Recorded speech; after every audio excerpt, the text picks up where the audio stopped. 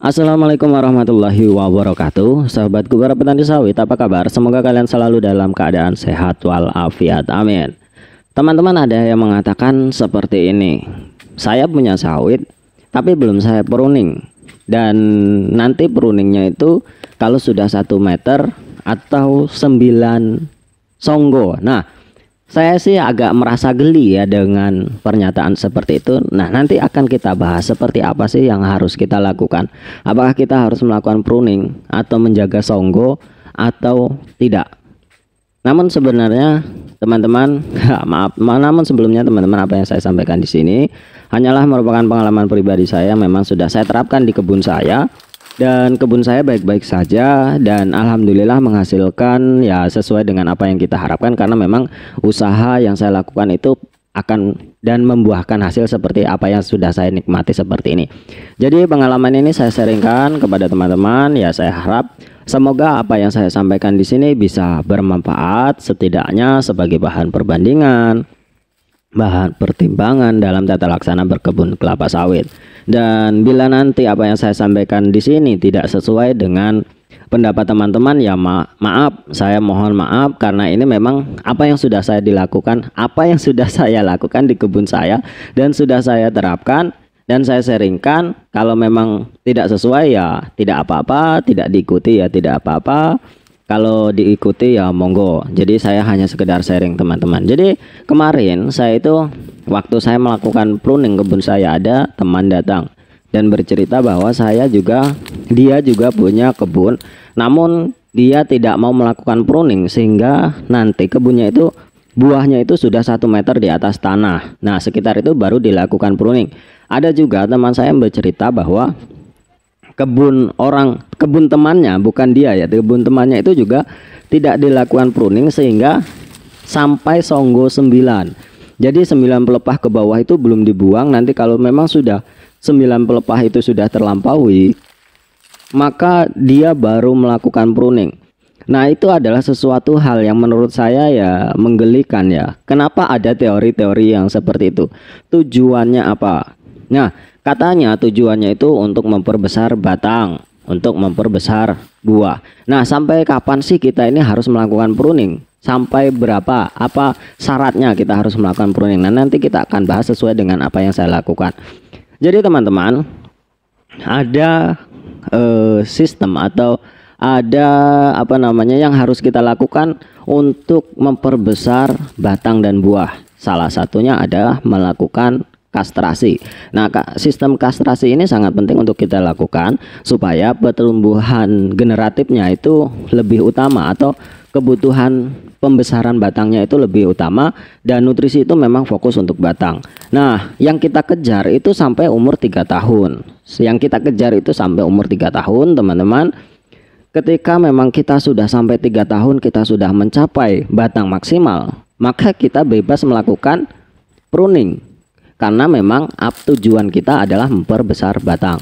Sesuai dengan teori yang sering kita dengar bahwa batang yang besar pasti akan menghasilkan buah yang besar. Meskipun ada beberapa persentase yang terlihat bahwa atau yang terjadi bahwa batang besar juga buahnya tidak harus besar. Ada juga yang batangnya besar itu buahnya kecil, namun persentasenya cukup kecil. Dan biasanya memang kalau batang besar, subur sawitnya atau buahnya juga akan tumbuh dengan baik seperti itu. Jadi yang kita kejar selama 3 tahun itu teman-teman adalah mengejar pembesaran batang, sehingga kita nanti akan mendapatkan hasil atau buah yang maksimal.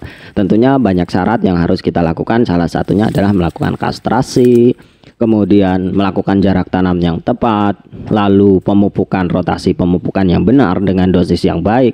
Tentu itu akan mendukung pertumbuhan dan perkembangan dari kelapa sawit kita itu menjadi batangnya menjadi lebih besar. Itu yang harus kita lakukan. Ketika sawit kita sudah mencapai batang maksimal, ya kita lihat sendirilah teman-teman. Jadi sawit itu bisa memperbesar batangnya itu hingga umur 5-6 tahun teman-teman. Jadi jangan khawatir ketika sawit kita itu umur 3 tahun masih sebesar ember, tentunya itu masih bisa dibesarkan lagi teman-teman, asalkan pemupukan yang kita lakukan itu baik, dan benar sesuai dengan dosis yang ada, atau bisa kita lakukan dengan penambahan dosis untuk mempercepat pertumbuhan dari kelapa sawit kita. Karena saya melihat teman-teman ada tetangga saya itu tidak merawat sawitnya hingga umur 2 tahun 3 tahun sehingga pertumbuhannya itu tertinggal. Nah, setelah dia sadar dari siumannya, ya kemudian dia betul-betul merawat sawitnya dengan melakukan pemupukan yang baik, dengan pemupukan rotasi yang rutin, kemudian pembersihan sanitasi yang memang benar-benar bersih. Nah, sawit itu bisa menyusul teman-teman, pertumbuhannya bisa menyusul dari yang sudah meninggalkannya tadi. Namun memang dia akan terlambat dan ada beberapa batang yang memang tidak bisa mengejar karena memang faktor, mungkin faktor genetik atau faktor penyakit dan yang lainnya. Namun selama masih di bawah 5 tahun, ketika kita kembali melakukan perawatan dengan baik yang benar, dengan pemupukan yang maksimal, itu masih bisa menyusul. Namun saya tidak tahu kalau memang perawatannya itu sudah terlampau, tidak dirawat hingga 6 tahun 7 tahun, mungkin tidak bisa mengejar lagi. Tapi kalau masih di bawah 5 tahun, insya Allah itu masih bisa mengejar teman-teman. Nah, selanjutnya setelah kita 3 tahun, tentu itu bukan yang maksimal, namun kita bisa menilai bahwa sawit itu sudah bertumbuh secara bagus atau batangnya bisa kita katakan itu sudah sangat besar. Ya, kita secara logika saja kita sudah bisa mengetahui bahwa sawit kita itu besar atau tidak. Nah, ketika kita sudah 3,5 tahun atau 4 tahun, tentunya kalau teori yang dikatakan harus 1 meter itu berarti sudah umur 4,5 tahun itu teman-teman. Berarti dia melakukan pruning ketika sawitnya sudah 4,5 tahun ke atas atau 5 tahunan. Dan tentunya mengapa tidak dilakukan pruning itu efeknya apa? Yang pertama, efek jeleknya itu ketika tidak dilakukan pruning yang sangat-sangat jelas kita rasakan adalah ketika kita melakukan pemanenan itu akan sangat-sangat sulit. Sangat-sangat menyulitkan bagi para pemanen ketika ya sawitnya itu gondrong. Nah, yang kedua teman-teman, tujuan kita untuk memperbesar batang juga akan terganggu karena nutrisi yang kita berikan itu untuk diberikan kepada pelepah-pelepah yang memang sudah tidak berproduksi lagi. Dan teman-teman, masalah pruning ini juga sangat penting bukan hanya di kelapa sawit saja.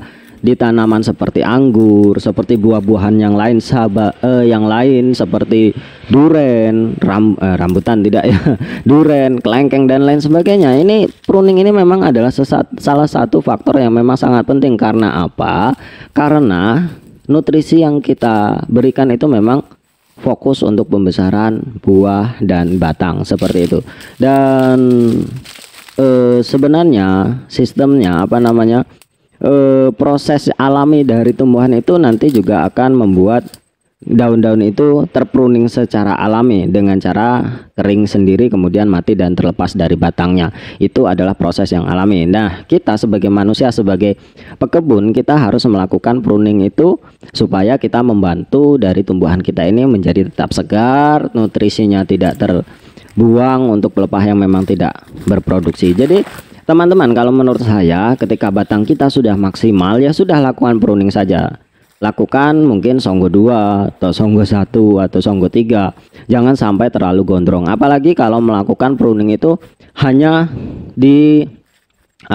dipotong setengah seperti itu. Di pruning tidak, dihabiskan tidak, tapi pelepah untuk daun fotosintesisnya itu sudah tidak ada. Sedangkan yang perlu itu adalah daunnya itu atau lidi-lidinya itu, itulah yang melakukan fotosintesis daun-daunnya itu. Kalau hanya sekedar tangkainya atau pelepahnya itu ya saya rasa tidak melakukan fotosintesis, karena yang melakukan fotosintesis itu adalah daun. Jadi buat apa kita memotong setengah, menghilangkan daunnya tapi masih meninggalkan pelepahnya? Itu adalah perbuatan yang sia-sia menurut saya, atau perbuatan yang bisa dikatakan perbuatan bodoh lah. Ya, lebih baik di pruning sampai habis, kita melakukan pemanenan lebih mudah, kebun lebih bersih, dan kelapa sawit lebih segar. Tentunya teman-teman, kalau tujuannya untuk memperbesar batang, saya sarankan sekali lagi, apa yang bisa membuat sawit kita ini berbatang besar dan berbuah besar adalah pemberian pupuk yang maksimal.